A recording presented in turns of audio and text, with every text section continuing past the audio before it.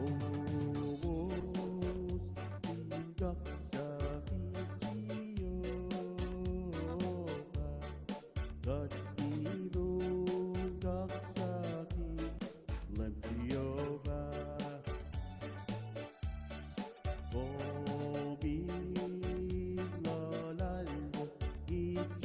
Jeovah rằng là trên kế hoa kế và cho Utyak nơi ngôn sĩ Jeovah in wion các sa khi học lẽ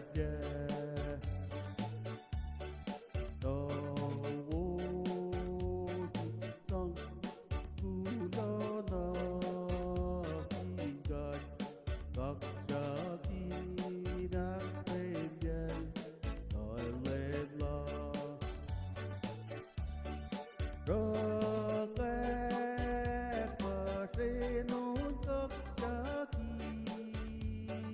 lên ôn na sẽ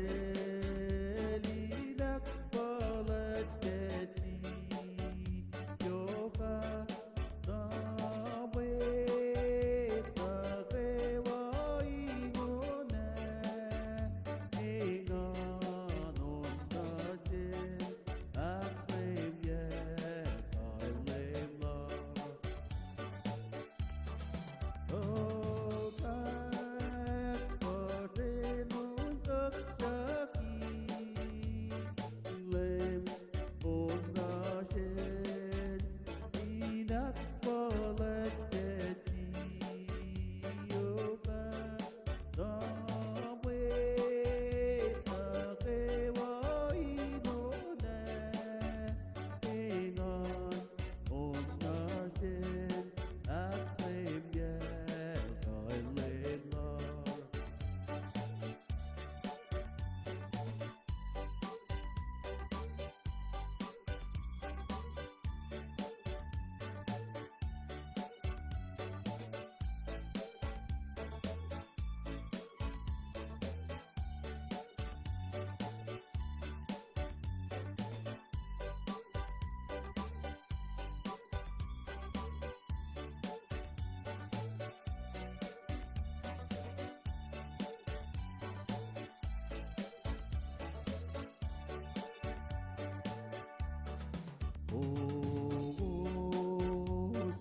các sa khi Jeovah gạt đi luôn các sa khi làm Jeovah vô biết lo lắng ít Jeovah rằng nó sẽ kế hoa kế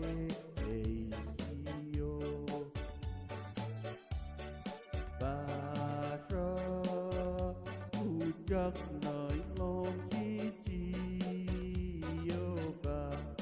in wion các sa khi học lẽ ta cố vô xin rằng tu lo nó xin cần các sa khi đã thêm dần đòi lên lo rồi kép và sẽ nối tất cả khi lên ôn na sẽ đi ác và lệ chế chi Jeovah na về ta kế với ngô nè nghe ngân ôn na sẽ lạc thêm dần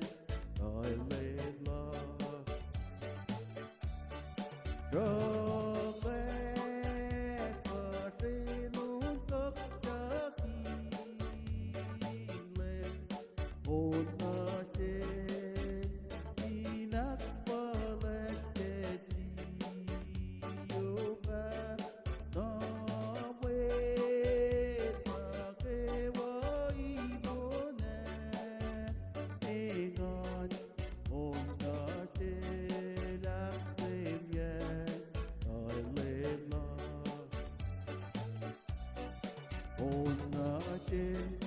hát lên yeah đời lên la hồn